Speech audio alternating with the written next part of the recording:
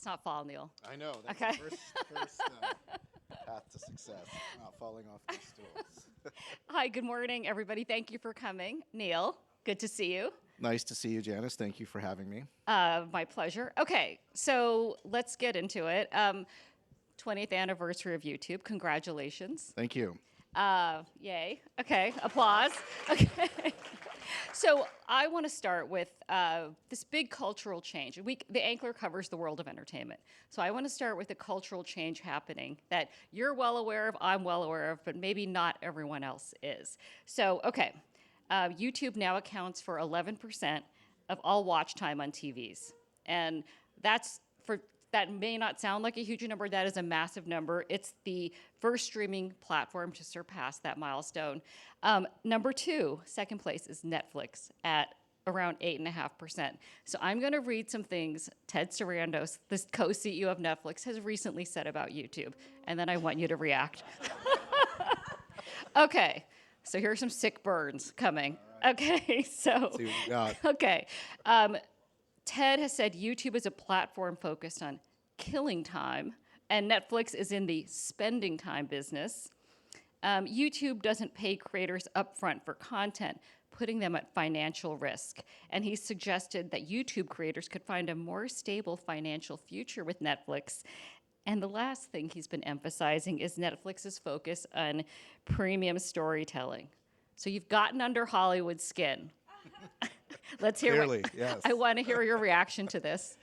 Look, my reaction to it is, as you and I were just talking about, we're in the business of our creators. Our only job is to give them a voice, make them successful. It's literally written into our mission statement. So I spend very little time thinking about those types of quotes, and all of my time focused on what's going to make our creators successful. You come to YouTube, we all come to YouTube, not because it's this amazing platform, which of course I'm biased, I think it is, but because of these amazing creators and artists and musicians and all kinds of thought leaders are, and that's who you go to engage with. And you know, who am I to say what's spending time, engaging time, quality time, killing time? I think that's frankly just the industry just kind of talking to itself. It's all of us as consumers, the 2 billion people that come to YouTube every single day. We get to decide how to spend our time. And increasingly, more and more of them are spending it with the amazing creators on YouTube. Well, you did answer back a little bit. You had Brandcast, right, which is kind of your upfront during Upfronts week, and you brought out all your big creators, and you gave a quote, and you said, this isn't about YouTube becoming more like traditional TV. This is about TV becoming YouTube. So let's talk about what you mean by that. Yeah, and actually the first thing that I meant by that quote is, again, it's not my job to determine what people consider to be TV. It's not any of my partners or competitors' jobs to do that. It's all of us as consumers. Consumers are actually voting with their watch time, with their engagement, and that's really what I meant, which is if you're a person, especially if you're a young person, your expectation is that when you turn on the TV, the reason why you're turning on YouTube is because it's the place where you get everything that you're looking for, from, you know, a 15-minute VOD with your favorite YouTuber, to that 3-hour NFL game, to a 15-hour live stream, to a 30-second short, all in one place. And by the way, it's not just, you know, the old world where all of that content is just talking at you. You can participate. That fandom that exists on YouTube is not just in service of all of that amazing content, but it is culture setting in its own right. So the fact that YouTube is the epicenter of culture because of our creators is really what I meant by you know, YouTube being the new TV. So some creators from YouTube are starting to appear on traditional streaming. Miss Rachel, she, in sort of a very unusual arrangement, Netflix is licensing her shows, her video off YouTube to put shows on YouTube. I think Logan and Jake Paul have a show on Max called Paul American, if I'm not mistaken. And so do you view that as enhancing their presence on YouTube? How are you viewing that? The way I view it is, it really comes back to the fact that I think, what I've observed, especially in recent years, YouTube is the epicenter of culture. It's not just this amazing creator content. You mentioned some of these great examples with Miss Rachel, but it's all the fandom and all the engagement that happens around it. And I think, other platforms are taking notice of that. And how do I feel about it? I think it's fantastic, because these creators, every time they speak to me, they tell me that YouTube is their home base. They understand that all of that success that they're getting on YouTube, but that they're getting off of YouTube, derives from this incredible audience and this connection, this authentic connection, to their credit, that they've built on YouTube. You go to, you go to Mr. Beast, to Jimmy Donaldson's offices in North Carolina. He's got kind of his 5 rules of success. His #1 rule is YouTube first. So no matter what he does, the place where he will invest the most of his creativity, of his time, and his resources is in the success of his YouTube channel and the videos. And every month, they get bigger and bigger and more spectacular, because he recognizes that that's not only good for him on YouTube, but also provides all of these other opportunities that are ancillary to what he's doing on YouTube. And so, back to the point of YouTube being the epicenter of culture, if we're the place where other services and platforms are getting their cultural ideas, I think that's great for those creators, but also great for the YouTube ecosystem. Well, can we talk for a second about the role of gatekeepers? Because Hollywood has been built on a system of gatekeepers, people who will tell you that your show is worthy or not, or your film is worthy or not of a green light. And what is missing in that equation from where you sit, as your experience with this sort of, a true direct-to-consumer experience? Yeah, I just think, fundamentally what's missing is that the world has changed. And what I mean by that is consumers have changed in terms of their expectation and what they want to do with their time. Our mission is to give everyone a voice and show them the world. And it's a very simple statement. It sounds very simple, but in my mind, it's very profound, and it's the reason it's our 20th anniversary this year, but it's a mission statement that's held us in good stead for, a couple of decades. And it means precisely, Janice, that no one can tell you that you look the wrong way, or you sound the wrong way, or you're the wrong gender, or you're from the wrong part of the world when you upload that video to YouTube. And that is the profound aspect of YouTube. When we say it's an open platform, a platform that stands for freedom of expression and freedom of speech, that's what I mean. And that is turning up on its head the way that I think a lot of the industry worked. And I would argue for the better. It's a reason why there's 2 billion people that come every day. There's a reason why there's tens of millions of creators on our platform, because nobody turned them away when they first had that amazing creative idea and posted it on their YouTube channel.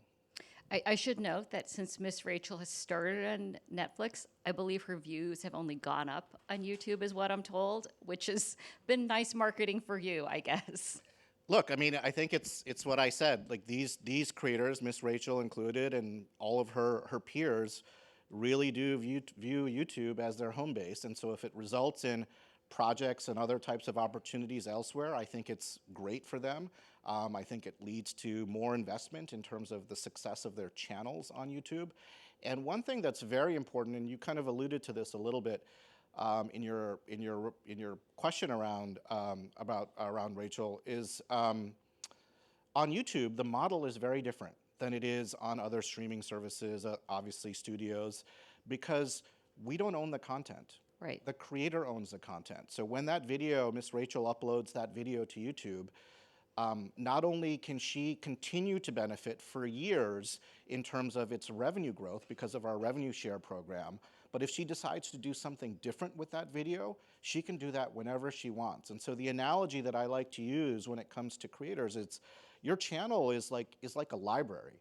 you're basically building up this library around your creativity, around your vision, and it should be more valuable to you 10 years from now than it is today, because you always get to continue to own the content as opposed to licensing it off or selling it off to a studio, which is the way the traditional underwriting model exists Yes, today. and for those who are not familiar, if you typically sell a show to streaming now, it's a cost plus model. They pay you the cost of production plus a fee. So it's a very different model. Now, this whole, back and forth, why the traditional entertainment space is now looking to creators, why so many of them are here at Cannes Lion is because there's a lot of money attached to this now, a lot of brand money. And there was a study that just came out from WPP.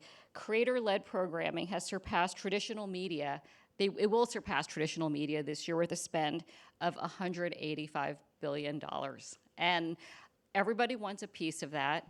So can you just give us a preview of what message you're giving to brands while you're here at Cannes Lion? Yeah, it's a great question. I saw that number too. It's amazing. It's a testament to all the work across YouTube, but all of you and everybody really involved in the industry. And it's amazing to see how far it's come. One thing that that I've just observed, just even in the few hours that I've been on the ground here since yesterday, is the presence of YouTubers and creators in general just everywhere. Right? You have more than a dozen here that you brought, right? Just directly that we've brought, but Yeah. there are literally, I think, hundreds, well over hundreds, and lots of them working with YouTube, working with other platforms, and it really goes back to kind of the origins of Lions, right? Like this festival of creativity, and who stands for that more than these amazing, YouTubers and creators. But on your question, Janice, in terms of brands and how they should be thinking about this, my message is very simple, and hopefully it's consistent, and it's what I shared at Brandcast in New York last month, which is, first and foremost, you really have to put yourself as a brand in the shoes of these creators. Like, you really literally have to think as a creator first and foremost, above and beyond everything else, and all the other tactics will stem from that. And what I mean is, like, practically speaking, it literally means having a presence on YouTube, which of course every brand does today, but then thinking about your audience as a creator would think about their audience. Like, this is my audience. How am I authentic with my voice, my brand? What does it stand for? To connect with that audience, not just in service of products and services I have this month or this year, but over the long run. And that's where collabs come from. That's where other partnerships come from. That's where your paid media can amplify what you're doing on your channel. And so that's really the core of what my message is going to be this week. So on the creator front, though, like, creators, no one wants a one-off deal anymore, right? I mean, if your biggest creators, because it's my understanding, they would all like longer engagements with the brand. And is that part of that sort of organic storytelling that they would like to be part of? Yeah, and I see this. So that's true. I think Okay. you're right. I do think creators, particularly the larger creators, want a more strategic conversation with brands, more around alignment of vision, because first and foremost, what creators, all creators, but particularly the ones that have had enormous success on YouTube, really care about above and beyond everything else is their audience and that connection that they've built with that audience. And the savvy ones will never take it for granted. They never want that to get burned.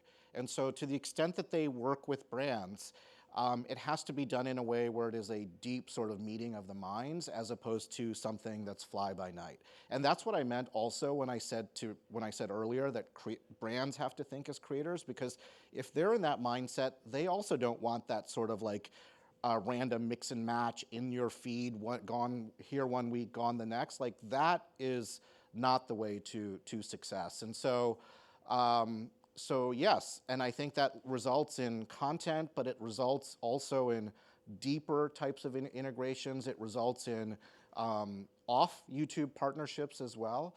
And so that's a really that's really important. And the way that a brand is successful there is thinking like a creator. Interesting. And so there has been a little bit of a lag of brands catching up, right, to where the creator movement actually is. And, you have people up and down the Quaset here. Every one of your competitors, your social media competitors, is here. How how are you both making your point of distinction as a place for creators, for the creators, and also for advertisers? Yeah, I mean, what I'll say, and actually I'll point back to where this conversation started. You know, you mentioned, you know, our leadership position in streaming on televisions, and you know, I don't view YouTube as, you know, as a social media platform. We're not social media. We're not sort of traditional television. We're really in our own lane. You know, characteristics of streaming, what have you, and as a result of it, like the way I think about YouTube is it's a creator platform. Like the content on YouTube is creator-led, creator-produced content. We are very proud of the fact, I'm very proud of the fact that we are the world's original and largest creator economy. We intend to remain that way. You know, when YouTube started 20 years ago, that term creator was meaningless. It didn't mean anything. Like when that Me at the Zoo video was uploaded, and you fast forward to today, creators are a worthwhile profession and pursuit by young people all over the world. That's a testament to, you know, what YouTube stands for. We've paid out over $70 billion to the creator economy over the last 3 years. The last time we measured that number, you know, continues to grow. Hopefully will continue to grow. And the way that I think about it from a brand standpoint is that, you know, by investing in YouTube, you're really participating in that ecosystem, but you have to do it by being a creator first and really doubling down. And it's a global ecosystem, right? So think about it that way. And think about it over the long term. Like it really is not just about what you're thinking about in this year's upfronts or in this year's sort of scatter markets or what have you. It's like a multi-year sort of slow burn type investment. And the brands that do that, are the ones that see the results. Now, I have heard when we've interviewed Sean Evans before, Rhett and Link, they've talked about getting more money out of the brands at higher CPMs, right? And Sean Atkins, who's the CEO of Darman's production company, he came from a traditional Hollywood background, and he said like they would like to be paying everyone on their team more, and that's why they want CPMs to go up on YouTube. And can you tell me how you are trying to get those numbers up for with advertisers to sort of meet where the creators are? Yeah, and as Janice, you may know, like before I've been at YouTube a very long time, but before that I used to run Google's display and video ads business. So my multi-decade career really has been in the media and the advertising space. So it's personally important to me to generate those results on behalf of brands. And I think, and that's a primary focus not just of me, but my teams across YouTube. You know, many of you here will spend time with our YouTube and Google teams, and that's our job. That's what we're looking to do. And ultimately, it comes down to one very simple thing. Is YouTube meeting what that brand's objective is? I gave you a bunch of sort of advice and tactics, brands thinking about creators, et cetera. All of that holds, and that's foundational, but we have to generate results. You know, an example I was just talking with someone about earlier is just L'Oreal's new campaign. I think it was around Urban Decay. They worked with a couple of creators, back to your point about deep engagement with those creators, and it was very creative content, very authentic, creator forward, but it also resulted in something on the order of north of 250% search uplift, right? So it's got to translate into real metrics and real results for the brands. That was a great example of that happened. Sephora did their sort of holiday picking campaign, again, going deeper with a handful of YouTube Shorts creators, you know, nearly 100% search uplift there too. So it's got to tie back to ROI. And that is what the singular focus of the YouTube teams are, our Google teams, to drive that on behalf of brands every single day. Well, one of the interesting things that your creators are doing, some of them, is they're running awards at campaigns to win an Emmy Award, which is about the most old school thing you can do, right? To win an award from this legacy voting body out of Hollywood. But I think it was Rhett or Link explained that it was because that's one way you send a message to the larger ad community that this is premium. Yeah, I think that it's a handful of things. I would say, well, first thing I would say is, and I've shared this with my colleagues at the Television Academy is that I would argue that in order for an award show like the Television Academy or a program like that to remain relevant in today's world is like, how could you be ignoring like this, you mentioned 11%, like growing portion of television, the majority leading portion of television is not even part of your purview. It seems a little odd, right? So I think it's important from that standpoint, really from their behalf. But from a creator standpoint, I think one aspect of it is what you said, which is continuing sort of this drumbeat of just a recognition amongst brands, amongst advertisers, that this is premium television, particularly for young people. That's an aspect of it. In my view, I actually think that that's sort of a benefit, but the real reason I think is, and I'll borrow from one of our creators, Kinigra Dion, she said, I've worked really hard. I'm really proud of my content. She does scripted content on YouTube. I employ lots of people. I have a studio. So just like I studied really hard for the test, I want the A. She wants that recognition, and I think that that's empowering. And so, yeah, we're very proud to support the creators who are interested in this. Not every creator is, but to those that are, we want to be supportive of them, just like they would be on other platforms. So as YouTubers, we really stand proud with them. So this is a good segue into Gen Z. And I was told a statistic that, 65% of Gen Z would rather watch something on YouTube about one of these award shows, about a major event on television, than the main event itself. So is that something that should send, fear down the spines of people who are making this tentpole programming for legacy Hollywood?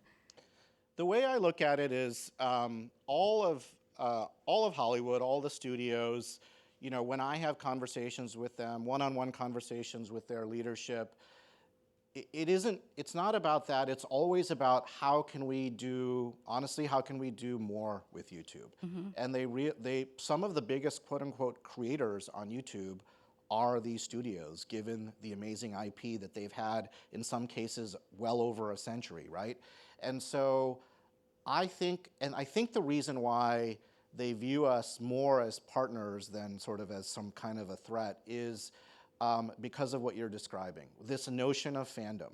And fandom isn't just about, I like this particular movie, or I like this particular character or this genre, and I'm producing my own content around it. Of course, it's that aspect, but that fan-created content in and of itself is also culture defining and culture setting.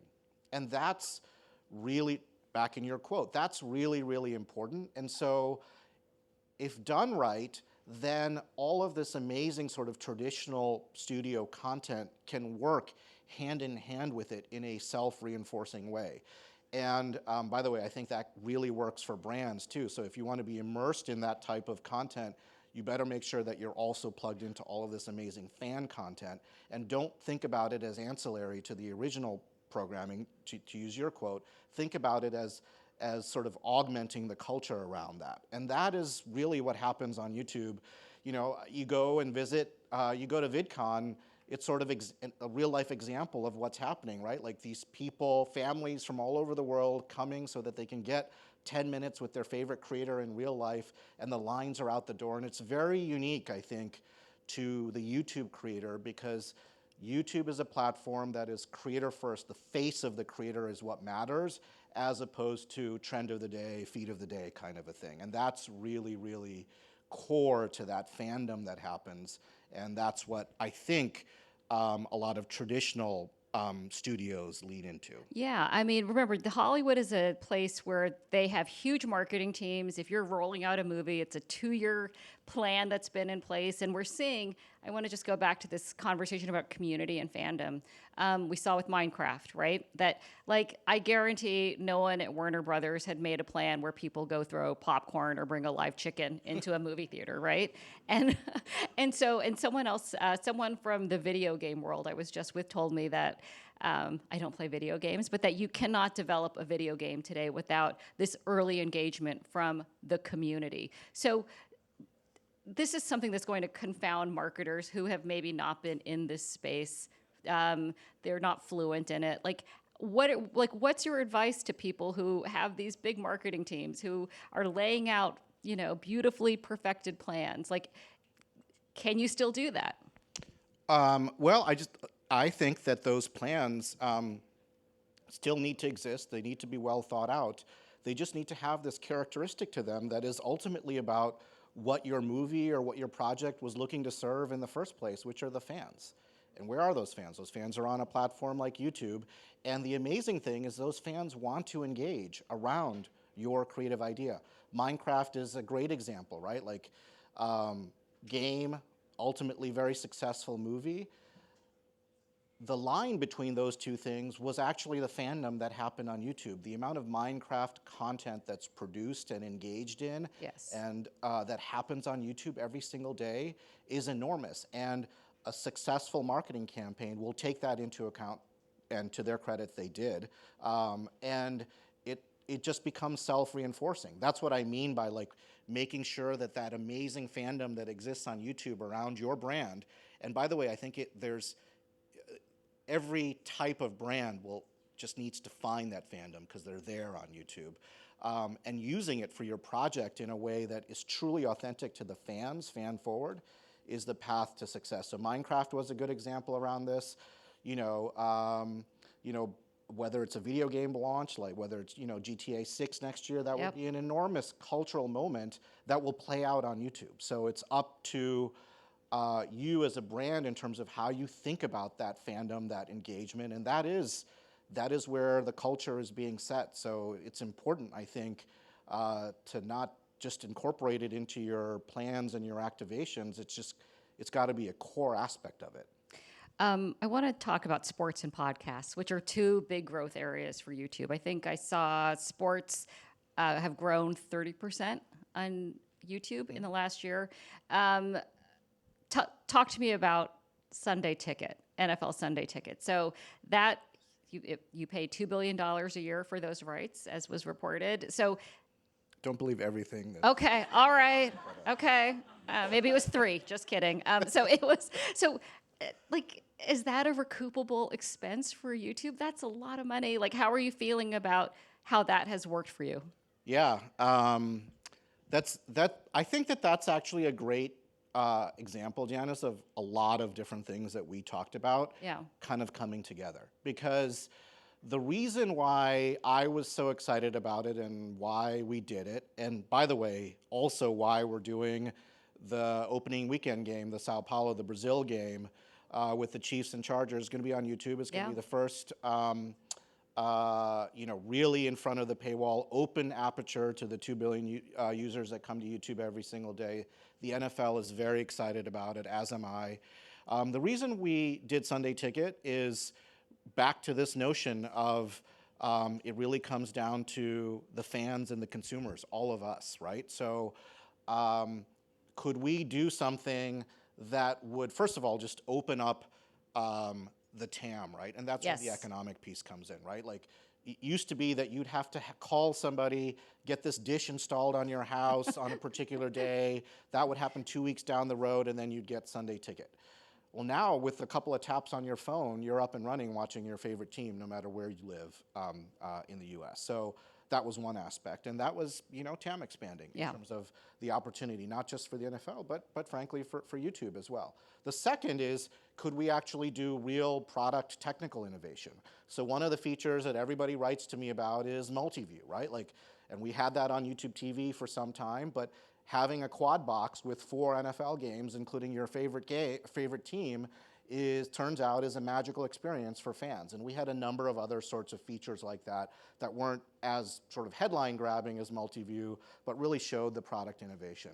And the third and most important reason was everything that we were talking about, which is, if you're a young fan, I have, my son is a 17-year-old sports nut, but everything that he watches is through the lens of his favorite YouTubers and sports creators.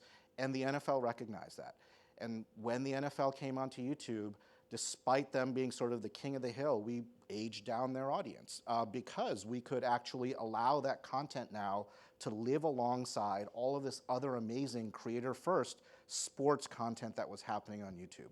And that sort of was the flywheel that we were betting on, that I was betting on, and that we've seen happen in Sunday Ticket, and gave me conviction then to sort of double down and do this live game as well. And so that's really a combination. It's back to that point around like the main event, which is the NFL game, and all the fandom, creator-driven fandom, living in sort of like combination. Will we see more sports on YouTube coming up? We carry a lot of sports. I mean, in the U.S., the talk is always about, Sunday Ticket and the NFL and what we're doing there. In Brazil, we carry the two of the largest soccer leagues. That has been very successful. One of the product innovations we did in Brazil around Paulistão was to do a watch with, which is watch your favorite football teams play, soccer teams play, but do it with your favorite creator, in this case, Kaze TV. And not only was that TAM expanding, audience expanding for this incredibly popular sports league, it brought this magical experience of fandom combined with the live event. And we actually took that idea and did a pilot of that with NFL Sunday Ticket last season. So expect to see more of that type of creator innovation as well. Do you think the market's hitting the ceiling on sports rights, the cost of sports rights? They're so crazy high now. They're definitely not cheap. Look, I think it all comes down to sort of where the fandom is, what people are interested in. I can't speak to any specific sort of set of rights and kind of how all of that plays out. The way I look at it is, it has to work for our audience, it's got to work for our creators, and obviously ultimately has to work for our business. And that's why, to your earlier question, whether there'll be more sports or not, we will look at every sports decision as an independent decision. It has to work for us from a product standpoint, from a business standpoint. Now let's go to podcasts. So you're under the skin of Hollywood. Maybe you're under the skin of places like Spotify also, because podcasts are doing extremely well. Can you talk about that? Yeah, I say podcasts on YouTube are really like a perfect example of like what feels like an overnight success, but many years in the making, really. And we first started to notice podcasts, and back then really audio podcasts, like as a thing on YouTube, frankly, without us doing anything, like no product innovation, so just in spite of ourselves before COVID. And so that long ago. And we made kind of 2 or 3 sort of key bets around podcasts. One was, and COVID accelerated this, was that people actually don't want to just listen to podcasts. They want to watch podcasts. They want to watch this conversation happening. By the way, is this going to go on YouTube? I hope so. There's a camera. So like watching that, in some sense, it's sort of like Back to the Future, right? Like in some sense, the old news interview shows that used to happen, right? And so people really want to watch. So video was a really big bet. That turned out to be true. The other was that podcasting, from a podcaster's perspective, is not just about sort of reliability of the audience, and of course we have that with subscribers and channel subscribers and making sure that the audience always keeps showing up, but just as important, if not more important, around the discoverability. Like, you want to keep growing that audience every single day, and so having those podcasts hosted on YouTube and having the algorithm find new audiences for you every single day turns out to be really, really powerful, no matter how big of a podcaster you are. And then the third piece is, just like we were talking about earlier, is really around monetization. Podcast content is amazing for brands. And so can we find a way to innovate there? How do we get past sort of like the generic table reads to a much more dynamic ad model that really works with brands and brings their creativity to the table? So that's a big bet for me. And so those are the three areas in terms of how I think about the success of podcasts on YouTube. But Neal, I want to point out that YouTube is bringing a different audience to podcasts. I have the podcast charts, and YouTube started to do podcast charts. So, this is so interesting to me on the top podcasts by platform. So the week this was done, #1 on Apple, Good Hang with Amy Poehler, Spotify, Joe Rogan, YouTube, Joe Rogan. But after that, it all becomes completely different. And they're things I hadn't heard of. Kill Tony is your #2 for you. Rotten Mango, which is true crime. And so how do you account for that difference and so on? And how do you account for that difference of what podcasts are hitting on YouTube versus the other platforms?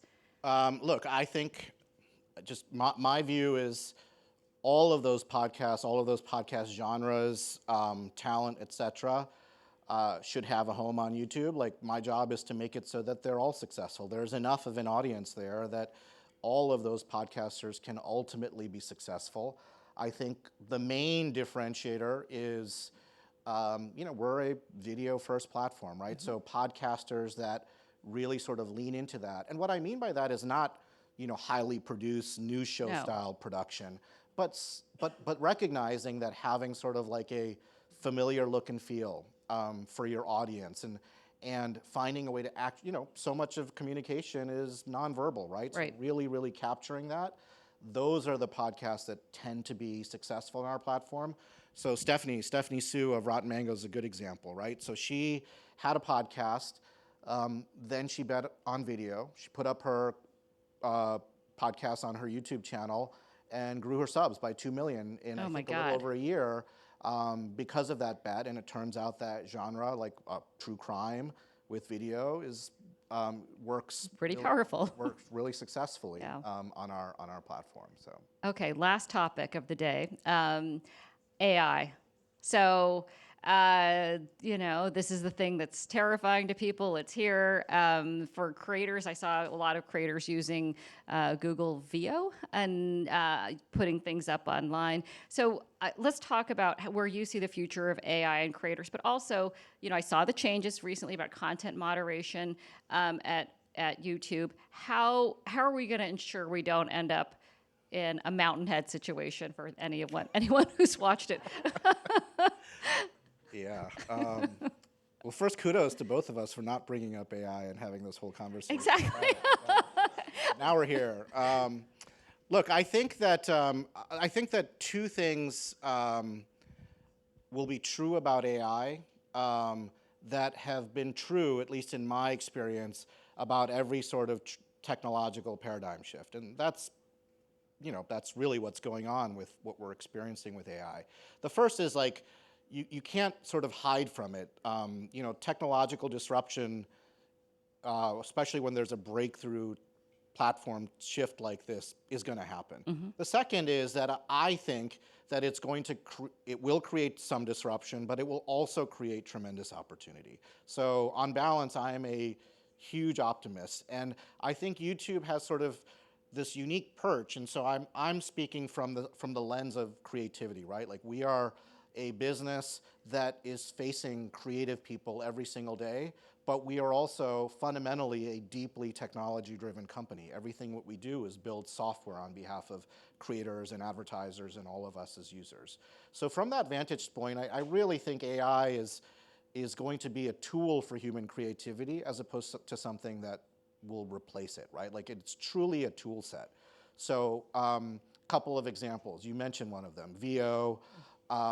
That is amazing, right? It will be disruptive, right? Sure. Like, you can see that, but it will also put these incredibly powerful tools and capabilities in the hands of amazingly creative people that otherwise, frankly, wouldn't have had access to them. Right. And I would argue in the long run that is going to be better for creativity and opportunity for human beings, and will, as these creators that use these tools become successful, they also become employers, and they in aggregate become huge employers, right?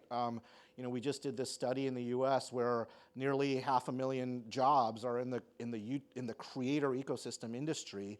I think AI has the potential to create those types of opportunities by really just democratizing access to these tools and then allowing these people to build up and hire people. That's the first. The second thing that I will say is that it's not just about, like, when you think about AI and the concept of something like creativity in YouTube, it's not just about producing video or producing audio. That's sort of where the mind immediately goes, and that's kind of where, like, the sexy opportunities are.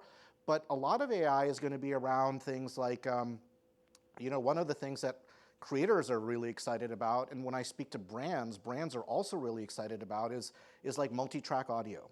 Right. So what if you could take AI and it could translate your video into not just the top 5 languages, but the top 100 languages. And it could do that almost instantaneously with very high precision, and do it in a way that keeps your voice, keeps your intonation. What is that? Well, I would argue that that is not just audience expanding, but that is business expanding as well. And so that's another big area of opportunity. And the final thing that I'll say, and I think YouTube has a track record on this, specifically because we invented technology like Content ID, which is also another AI piece of technology. And what I mean by that is our core principle is always going to be about protecting the rights of creative people, just like we did with Content ID. And those are not just words. We actually have a track record of doing that around copyright. So we supported the No Fakes Act, for example. So if you are a creative person and you're protecting your face or your voice, can YouTube give you a set of tools to do that in a way that is important to you, where the economic value accrues to you? So it's being bold in terms of technology like VO and multi-track audio, but also being responsible around some of the challenges that will come with it and how we can actually protect creative people. Okay, last question, an easy one. We have 30 seconds. What is Neal Mohan watching today? What's on? Let's hear it. Is it on YouTube or off YouTube? Both. Okay. Well, I watch a lot of YouTube. I watch lots of creators. So what did I watch? Well, I was watching, my daughter loves this creator, Hope Scope. So I was watching her. She posts on the weekend. So I was watching that with my daughter. I watch a lot of YouTube, so I can go through, give you genre recommendations across the board. I'm a big sports nut, so I watch a lot of sports. So I'm watching, the NBA finals, just like I know a lot of people are. I'm a cricket fan, so I just watched the IPL. Non-YouTube, speaking of sports, I saw a documentary. It was on Netflix, so I don't know if I was killing time there or what I was doing. It was a documentary on the unraveling of Brett Favre. I don't know why I watched it, but as a sports fan, I watched it.